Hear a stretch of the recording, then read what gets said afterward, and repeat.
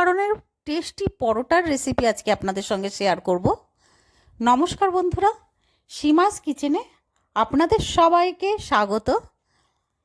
আমি একটা প্যানে 3 টেবিল স্পুন তেল গরম করে নিয়েছি।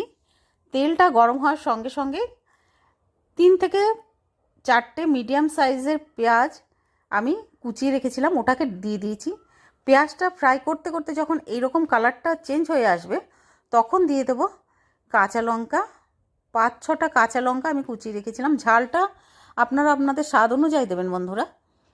এবার ফ্রাই করে নেওয়ার পরে আমি দিয়েছি স্বাদ মতো নুন আর 3টে ডিম, যেটাকে আমি ভেঙে দিয়েছি এভাবে। এবার ডিমগুলো দেওয়ার পরে আমি নাড়িয়ে নেব। ফ্লেম কিন্তু আমাদের এখন মিডিয়ামে আছে। একবার অবশ্যই এইভাবে বানিয়ে ফেলবেন, খেতে দারুণ লাগবে। এবার দিয়ে দেবো আমি ফ্রেশ ধনে পাতা। ধনে পাতা দিয়েও আবার নাড়াবো একটু। এবার দিয়ে দেবো চিলি ফ্লেক্স। চিলি ফ্লেক্সটা দিয়ে একটু নাড়িয়ে নেব। তারপরে দিয়ে দেবো ম্যাগি মশলা। ম্যাগি মশলার যেহেতু নুন থাকে সেই জন্য আমি নুনটা কিন্তু একদম কম দিয়েছিলাম প্রথমে। এবার ম্যাগি মশলা দেওয়ার পরে আবারও একটু নাড়িয়ে নেব।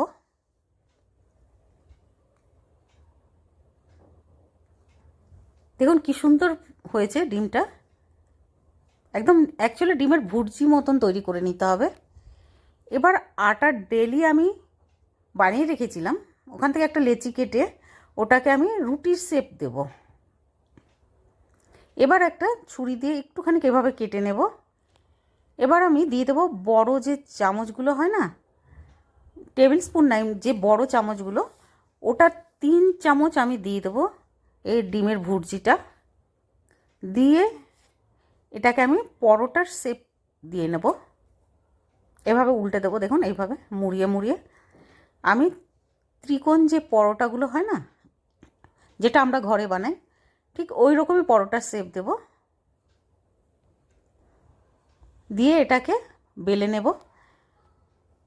বন্ধুরা পুরো ভিডিওটা লাস্ট পর্যন্ত দেখুন, কারণ এরপরে আমি আরেকটা অন্য ধরনের বানাবো।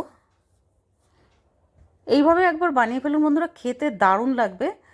এটা সকালে ব্রেকফাস্ট হিসাবে চায়ের সঙ্গেও ভালো লাগবে, তাছাড়া সন্ধ্যাবেলা স্ন্যাক্স হিসাবে বানালেও টমেটো সসের সঙ্গেও এটা খুব ভালো লাগবে খেতে। আমি পরোটার শেপ এভাবে দিয়ে নিয়েছি। এবার তাওয়াতে দিয়ে এটাকে উল্টে পাল্টে একটু সেঁকে নেব আগে, সবার আগে, তারপরে উল্টে আমি তেল দিয়ে দেবো। যেমন পরোটা তৈরি হয় ঠিক ওই রকমই।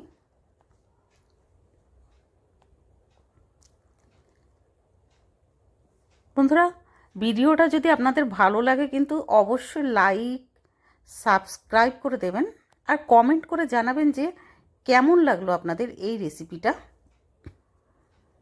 প্রথম পরোটাটা তৈরি হয়ে গেছে, দ্বিতীয়টা আমি এইভাবে ঠিক ওই রকম লেচি কেটে আমি রুটির মতন বানিয়ে নেব।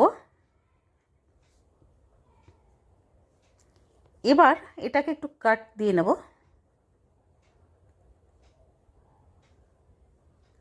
এটা বাইরেটা যেমন ক্রিস্পি হয়েছে না, ভেতরটাও তেমন এত সুন্দর লেগেছে খেতে বন্ধুরা। আমি 3 বড় চামচ দিয়ে নিয়েছি, বড় চামচে 3 চামচ। এবার আমি এতে দিয়ে দেবো চিজ, মোজারেলা যে চিজগুলো হয় না, ওটা দিয়ে দেবো। আর দিয়ে দেবো চিলি ফ্লেক্স।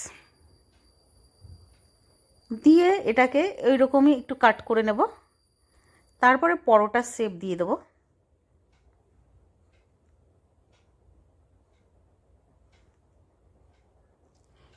এইভাবে উল্টে দেখুন।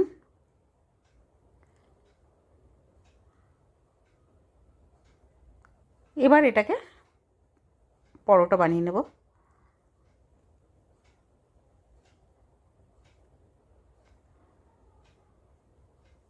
বন্ধুরা পুরো ভিডিওটা দেখার জন্য অনেক অনেক ধন্যবাদ আপনাদের। এবার তেলটা দিয়ে নেব একটু। আপনারা চাইলে ঘি দিয়েও করে নিতে পারেন, আমি তেল দিয়ে করেছি, ভেজিটেবল অয়েল দিয়ে। এটাও তৈরি হয়ে গেছে এই পরোটাটা।